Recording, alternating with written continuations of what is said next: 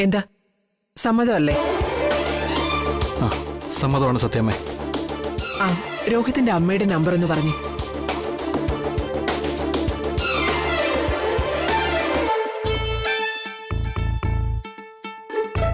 സന്തോഷമായിരിക്കും രോഹിത്. നിന്റെ വിവാഹം ഉടൻ തന്നെ നടക്കും, നല്ലൊരു പെൺകുട്ടിയുമായിട്ട്.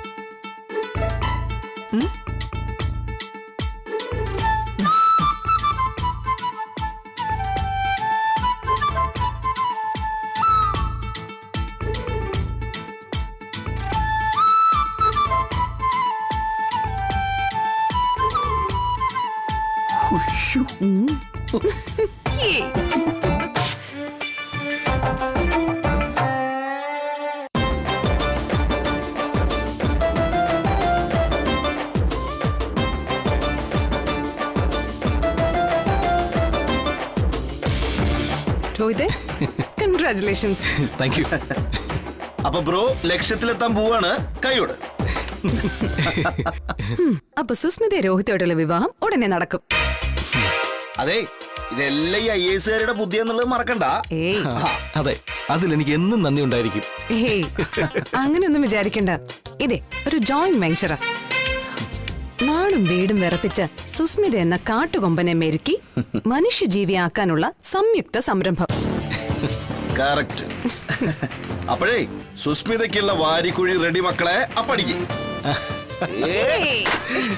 ഇവിടെ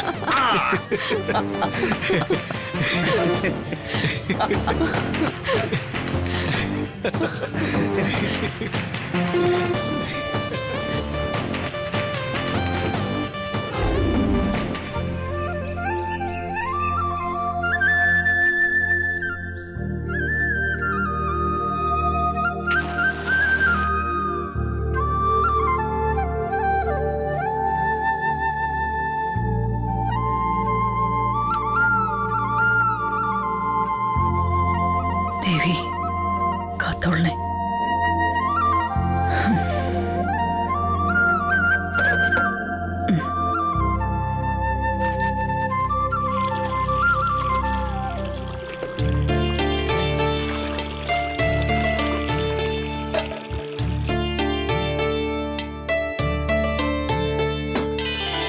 ചായ ആയില്ലേ രാജി? വെള്ളം വെച്ചിട്ടേ ഉള്ളു ശാന്തേ. ആ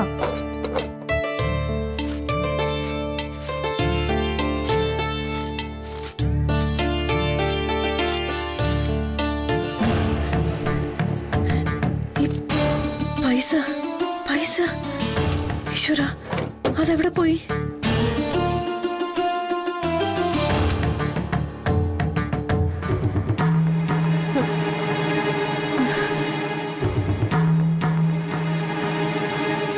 ശാരി, എടി ശാരി, എന്താ അമ്മേ? നീങ്ങി വന്നേ.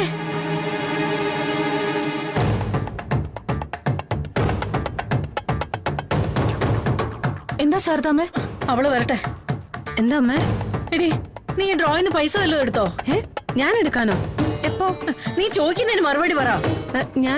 ഞാൻ അതിൽ 8000 രൂപ എണ്ണി മാറ്റി വച്ചിരുന്നതാ. അതിപ്പോ കാണാനില്ല. അയ്യോ,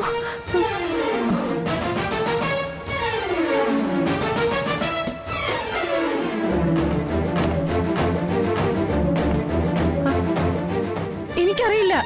ഞാനിപ്പോ ഈ കൗണ്ടറിൽ ഒന്നും ഇരിക്കാറ് പോലും ഇല്ലല്ലോ. അല്ല ശാരദാമ്മേ, ഇതിനുള്ളിൽ തന്നെയാണോ വെച്ചത്? അതേന്ന് പറഞ്ഞില്ലേ? അതില് 5000 ചിട്ടിക്കുള്ള കാശാ. രാവിലെ ബലരാമൻ വന്ന് ചോദിക്കുമ്പോ ഞാൻ ഇതിനുള്ളിൽ തന്നെ വച്ച് പൂട്ടിയതാ. താക്കോല് വെക്കുന്നത് അമ്മയുടെ തലയാണിക്കടിയിലല്ലേ, പിന്നെ ആരെടുക്കാനാ? നീ ഒന്ന് മാറിക്കേ.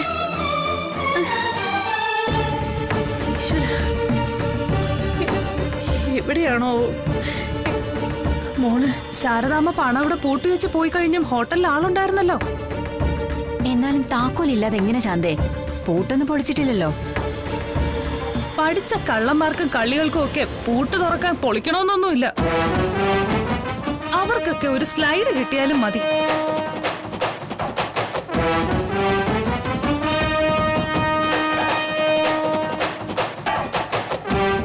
അമ്മയോട് ഞാൻ പറഞ്ഞതാ, ആവശ്യമില്ലാത്ത വയ്യാവലിയൊന്നും വലിച്ചു വെക്കരുതെന്ന്. ഇനിയിപ്പൊ പറഞ്ഞിട്ടെന്തിനാ? ഇത്രയല്ലേ പോയുള്ളൂ എന്ന് സമാധാനിക്ക്. പെട്ടെന്ന് പറഞ്ഞു വിടാൻ നോക്കൂ. അപ്പൊ പോയ കാശോ? അതൊക്കെ ഇപ്പൊ എത്താനുള്ളിടത്ത് എത്തി കാണും. അങ്ങനെ എത്താൻ പറ്റില്ലല്ലോ. അധ്വാനിച്ചുണ്ടാക്കിയ കാശാ.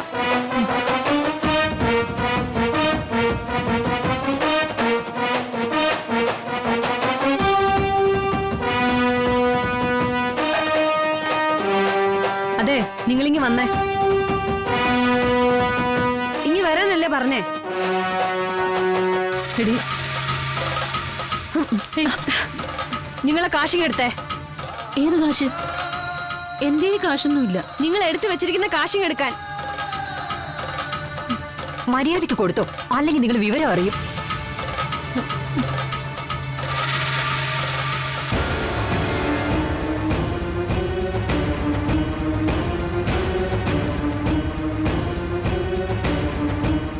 ഇതേ ഉള്ളൂ.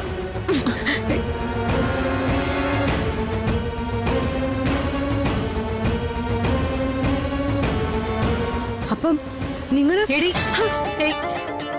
ഈ കാശ് അവരിവിടെ വന്നപ്പോഴേ കയ്യിലുണ്ടായിരുന്നതാ. തെണ്ടി കിട്ടുന്ന കൂട്ടത്തിൽ നിന്ന് അവര് നുള്ളിപ്പറക്കി സമ്പാദിച്ചതാ. നിങ്ങൾ എന്താ തള്ളേ ആളെ കളിയാക്കുന്നോ? ഇവരെ ഇങ്ങനെ വിട്ടാലൊന്നും പറ്റില്ല, പഠിച്ച കള്ളിയോ. പിടിച്ച് പോലീസിൽ ഏൽപ്പിക്കാ വേണ്ടത്. ഞാൻ എന്തിരുന്നാ? ദേ, കൂടുതൽ അഭിനയൊന്നും വേണ്ട. നിങ്ങൾ ആ മേശവലിപ്പിന്ന് 8,000 രൂപയും എടുത്തേ. അയ്യോ, ഞാൻ അത്രയും കാശ് എടുത്തെന്നോ? പതിവില്ലാതെ ഇവരുന്ന് ഓരോ ജോലി മുൻകൈ എടുത്ത് ചെയ്യുന്നത് കണ്ടപ്പോഴേ എനിക്ക് സംശയം തോന്നിയതാ, എന്തോ കള്ളത്തരമുണ്ടെന്ന്. എന്നിട്ട് ഒന്നും അറിയാത്ത പോലത്തെ നിപ്പ് കണ്ടില്ലേ? ഒന്നും ഓർമ്മയില്ലാന്ന് തോന്നും മോഹം കണ്ടു കഴിഞ്ഞ. പച്ചവെള്ളം ചവച്ചരച്ച് കുടിക്കുന്ന പാവം. ഇവരെ കൊണ്ടേ ഞാൻ ഓർമ്മപ്പെടുത്താം. ശാരി, വേണ്ട മോളെ, വിടമ്മേ. ഒരു മോഷണം ഉണ്ടാവുമ്പോ അത് ആരാന്നൊന്നും പറയാൻ പറ്റില്ല. ഇവരാ എടുത്തതെന്നൊന്നും തെളിവില്ലാതെ ഇവരുടെ ദേഹത്ത് കൈവെക്കരുത്. നിന്റെ അമ്മയേക്കാൾ പ്രായമുണ്ട് ഇവർക്ക്. പിന്നെ ഇതിപ്പോ മോഷണം തന്നെയാണോന്ന് ഉറപ്പുമില്ല. ശ്യാമയോടും കൂടി ഒന്ന് ചോദിക്കാം. എന്തേലും ആവശ്യത്തിന് അവൾ എടുത്തിട്ടുണ്ടോന്ന് അറിയില്ലല്ലോ. അല്ല, ശ്യാമ ഇത്ര രാവിലെ എവിടെ പോയി ശാരദാമ്മേ? അവക്ക് സ്പെഷ്യൽ ക്ലാസ് ഉണ്ടെന്ന് പറഞ്ഞു.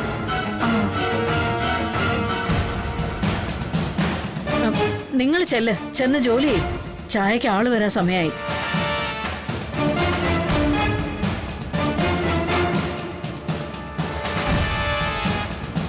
നീ ആ കാശിങ്ങന്നേ താടി ഇങ്ങോട്ട്.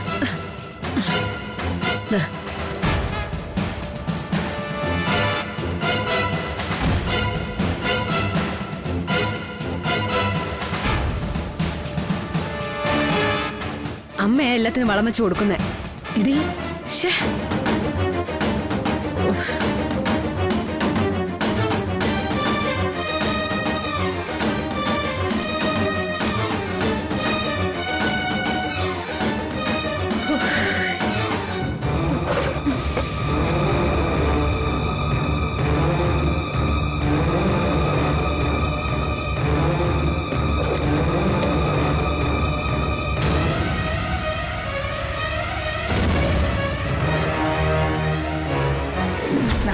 ഇത് വെച്ചോ കയ്യില്.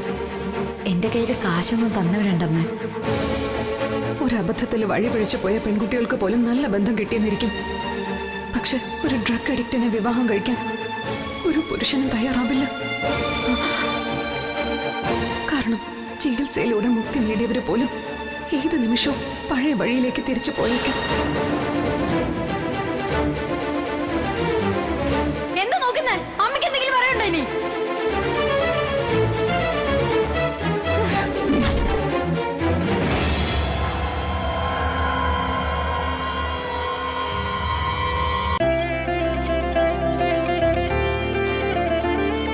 എങ്ങനെയുണ്ടാ പുറത്തെ ലോകം? ഈ കിളിയെ കൂട് തുറന്ന് വിടാന്നൊക്കെ പറയാറില്ലേ, അതുപോലൊരു സന്തോഷത്തില ഇപ്പൊ എന്റെ മനസ്സ്.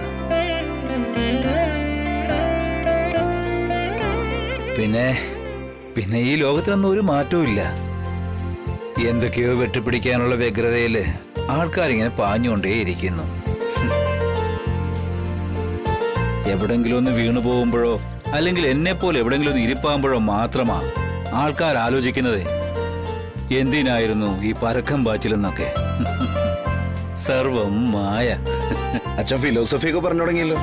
എടാ മക്കളെ, പഴയ ഞാനാടാ ഇന്നത്തെ നീ. എന്റെ പ്രായമാകുമ്പോഴേ നിനക്കിതിന്റെയൊക്കെ അർത്ഥം മനസ്സിലാവൂ. അച്ഛനെ എന്നും ഇങ്ങനെ പുറത്തു കൊണ്ടുവരണമെന്നൊക്കെ വിചാരിക്കും. അപ്പോഴേക്കും ആ സുസ്മിത എന്തെങ്കിലും കുഴപ്പമുണ്ടാക്കും. പിന്നെ എല്ലാവരും അതിന്റെ പിന്നാലെയാവും. സ്വയം കത്തി നശിച്ചിട്ട് വിളക്ക് കെടുത്തുന്ന ശലഭങ്ങളെ കുറിച്ച് കേട്ടിട്ടില്ലേ? അക്കൂട്ടത്തിൽ അവളുടെ സ്ഥാനം അസുര ജന്മാത്. അവളെ ആ വീട്ടിൽ നിന്ന് പുറത്താക്കാൻ ഒരു വഴിയില്ലല്ലോ.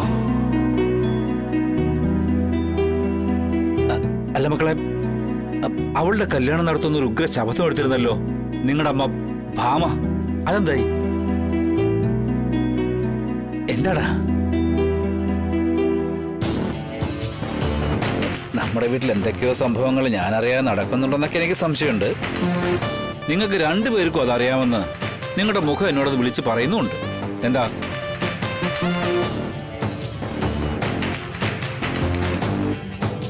അച്ഛനോട് അതെങ്ങനെ പറയുന്നു വിചാരിച്ച ഞങ്ങള്. പറഞ്ഞോളെ, എന്തായാലും ഞാൻ അറിയണമല്ലോ. അച്ഛനറിയോ നമ്മുടെ വീട്ടിലെ പുതിയ ഡ്രൈവർ രോഹിത് ആരാണെന്ന്? രോഹിത്തിനൊരു കഥയുണ്ട്. രോഹിത് അവിടെ ഡ്രൈവറായി എത്തിയതിന്. സുസ്മിത എന്റെ ലവർ തന്നെയായിരുന്നു. ഞാൻ ജീവൻ കൊടുത്ത് സ്നേഹിച്ച പെൺകുട്ടി. നിശ്ചയിച്ച ദിവസം വന്നു. പറഞ്ഞ സമയമായിട്ടും പെൺകുട്ടിയും വീട്ടുകാരും എത്തിയില്ല. സുസ്മിതയെ ഫോണിൽ വിളിച്ചപ്പോൾ നമ്പർ നിലവിലില്ല എന്ന സന്ദേശം. കോഴിക്കോട് പോലെയുള്ളൊരു വീട്ടിൽ ഇതുപോലൊരു പെൺകുട്ടി വരുമോ എന്ന ചോദ്യം അച്ഛൻ്റെ നെഞ്ചിൽ തറച്ചു. നിശ്ചയപന്തലിൽ കുഴഞ്ഞു വീണതാ എൻ്റെ അച്ഛൻ. പിന്നെ അവിടെ നിന്ന് എടുത്തു കിടത്തിയത് അച്ഛൻ്റെ ജീവനറ്റ ശരീരമായിരുന്നു.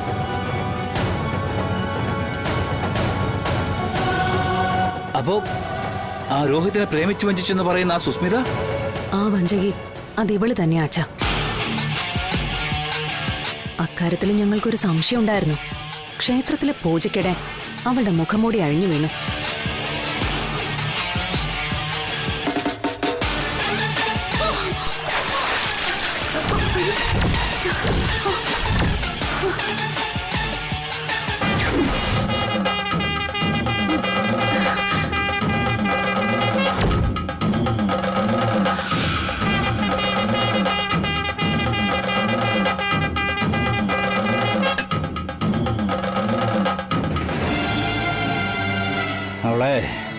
അവളെ ഇനി വെറുതെ വിടാൻ പാടില്ല മക്കളെ. വെറുതെ വിടുന്നില്ല അച്ഛ. അവൾക്ക് ഉചിതമായ ശിക്ഷ തന്നെ കിട്ടും. രോഹിത് തന്നെ അവളുടെ കഴുത്തിൽ താലി കിട്ടും. അതെങ്ങനെ? അച്ഛാ, അമ്മയുടെ കാഴ്ചപ്പാടിൽ രോഹിത്തും സുസ്മിതയായിട്ടും ഒരു ബന്ധവുമില്ല. രോഹിത്ത് ഏതോ ഒരു പെൺകുട്ടിയാൽ ചതിക്കപ്പെട്ട ഒരു ചെറുപ്പക്കാരൻ, ഇവിടുത്തെ ഡ്രൈവർ. ഈ സുസ്മിതയ്ക്ക് രോഹിത്തിനോട് പ്രേമാണെന്ന് തെറ്റിദ്ധരിക്കപ്പെടുന്ന ചില കാര്യങ്ങളെ അമ്മയ്ക്ക് മുമ്പിൽ ഞങ്ങൾ അതങ്ങ് സൃഷ്ടിച്ചു. ഇപ്പൊ അമ്മ തന്നെ മുന്നിൽ നിന്ന് അവരുടെ കല്യാണം നടത്തി കൊടുക്കാനാണ് സാധ്യത. നമ്മളൊന്നും അറിഞ്ഞിട്ടുമില്ല. എപ്പടി? ശരി, അത് തന്നെയാ അവൾ കൊടുക്കാൻ പറ്റിയ ഏറ്റവും വലിയ ശിക്ഷ. ആ കല്യാണം നടക്കണം മക്കളെ. നിങ്ങൾക്ക് അതിനുള്ള എന്ത് സഹായവും ഈ അച്ഛൻ്റെ ഭാഗത്തുനിന്ന് ഉണ്ടാവും. ഓരോ അസുരജന്മവും ഭൂമിയിൽ അഴിഞ്ഞാടുമ്പോൾ അതിനെ നിഗ്രഹിക്കാൻ ഒരു ദേവാംശം പിറവിയെടുക്കും. അതാവട്ടെ ആ രോഹിത്.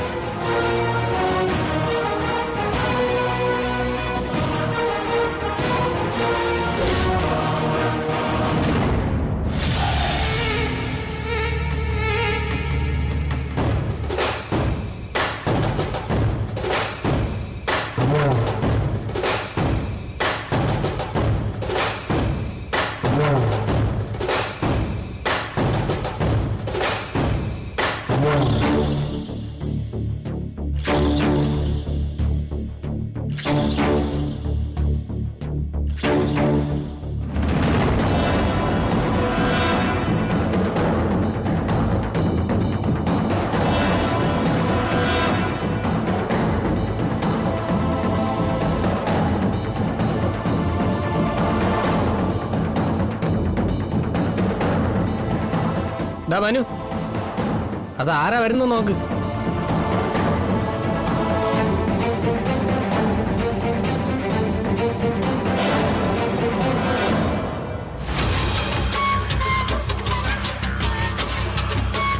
ആ എന്താടി മനു, അത് അല്ല പോലീസോ പട്ടോളോ മറ്റോ ഉണ്ടോ പിന്നാലെ?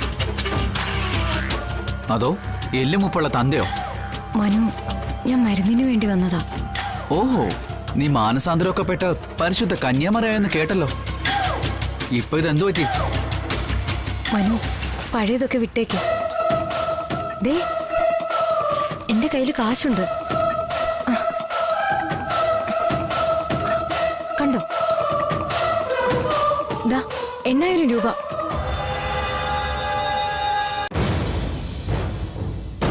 ഇതാ, ഇത് മുഴുവൻ നീ എടുത്തോ. അധികമുള്ളത് പഴയ പറ്റില് വരവ് വെച്ചോ. എനിക്കിപ്പോ 1 ഡോസ് തന്നാ മതി. ബാക്കി കടം ഞാൻ കുറേശ്ശെ വീട്ടിക്കൊള്ളാം. പ്ലീസ്, ഒറ്റ ഡോസ് മതി മനു.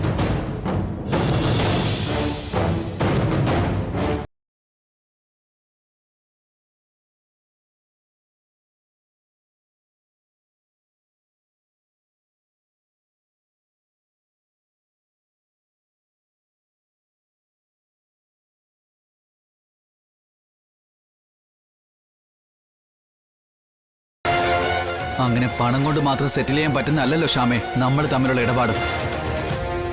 മനു, നിന്റെ ചേച്ചിമാരും ഭർത്താക്കന്മാരും പോലീസും ഒക്കെ കൂടി എനിക്ക് മാനസികവും ശാരീരികവുമായി താങ്ങാനാവാത്തത്ര ദ്രോഹം ചെയ്തിട്ടുണ്ട്. അന്നൊക്കെ നീ അവരുടെ പക്ഷത്തായിരുന്നു. അതിനൊക്കെ പ്രായശ്ചിത്തമായിട്ട് ചെറിയൊരു കിസ് മാത്രമേ ഞാൻ നിന്നോട് ചോദിച്ചുള്ളൂ. അതിനാ നിന്റെ തന്തപ്പടി എന്റെ കരണം അടിച്ച് പൊട്ടിച്ചത്. ഇപ്പൊ ഞാൻ അങ്ങോട്ടല്ല, നീ ഇങ്ങോട്ട് വന്നു. ഇപ്പൊ നിന്നെ എന്ത് വേണമെങ്കിലും എനിക്ക് ചെയ്യാം. ഇവിടുള്ളവരെല്ലാം കണ്ട് നിൽക്കത്തേ ഉള്ളൂ.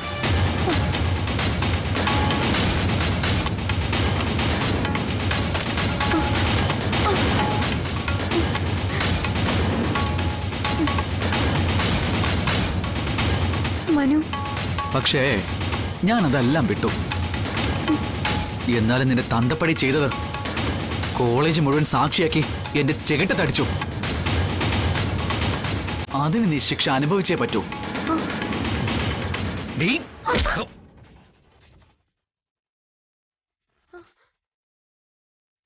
അച്ചായ,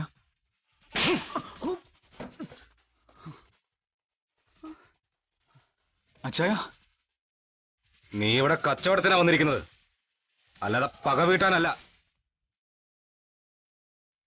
കാശ് വാങ്ങിച്ചിട്ട് സാധനം എടുത്തോടാ.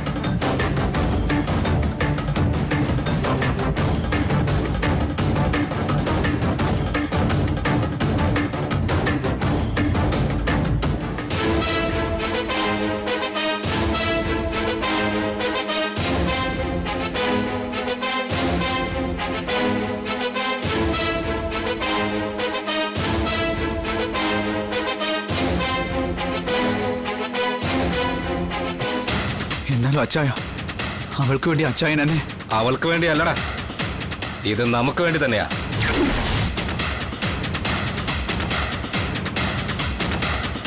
ഇത്രയും കാലത്തെ കച്ചവടത്തിനിടയിൽ എനിക്കോ നിനക്കോ പോലീസ് സ്റ്റേഷനിൽ കയറേണ്ടി വന്നിട്ടുണ്ടോ?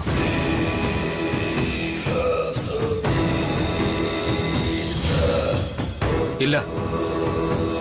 മരുന്ന് കിട്ടാതെ ആത്മഹത്യ ചെയ്തവരും കെട്ടിത്തൂക്കപ്പെട്ട ഒറ്റുകാരുമുണ്ട്. അതിനൊന്നും പിന്നാലെ മണം പിടിച്ച് വന്നിട്ടില്ല ഒരു പോലീസ് പട്ടി. പക്ഷേ അതിനെല്ലാം വഴിവെച്ചത് ഇവൾ ഒരുത്തിയ.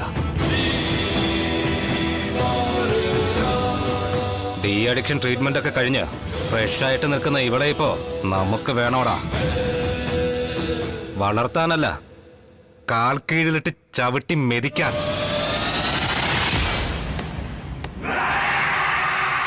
ഒരു നേരം മയക്കുമരുന്നില്ലെങ്കിൽ ഭ്രാന്ത് പിടിച്ച് അലറണം അവൾ. അല്ലെങ്കിൽ രക്ഷകരായി ചുറ്റും നിൽക്കുന്ന ആരുടെയെങ്കിലും കഴുത്തിലേക്ക് കഠാര ഇറക്കണം. സ്വബോധത്തിലേക്ക് വരുന്നൊരു നിമിഷത്തിൽ കുറ്റബോധം താങ്ങാനാവാതെ കഴുത്തിൽ കെട്ടിയൊരു കയറുമായി ഉറ്റവരും ഉടയവരും ചോദിക്കാനില്ലാത്തൊരു ശവമായിട്ട് ഏതെങ്കിലും വൃക്ഷക്കൊമ്പിൽ നിന്ന് ആടണം.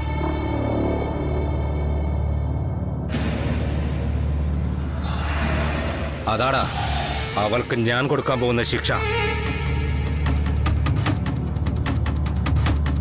ഇനി ഒരു വിരൽ ഉയരരുത് മാഡത്തിന് നേരെ. മാഡം അച്ഛേ, ആരേ മാഡം? ഞാനിപ്പോ എന്താ പറഞ്ഞത്?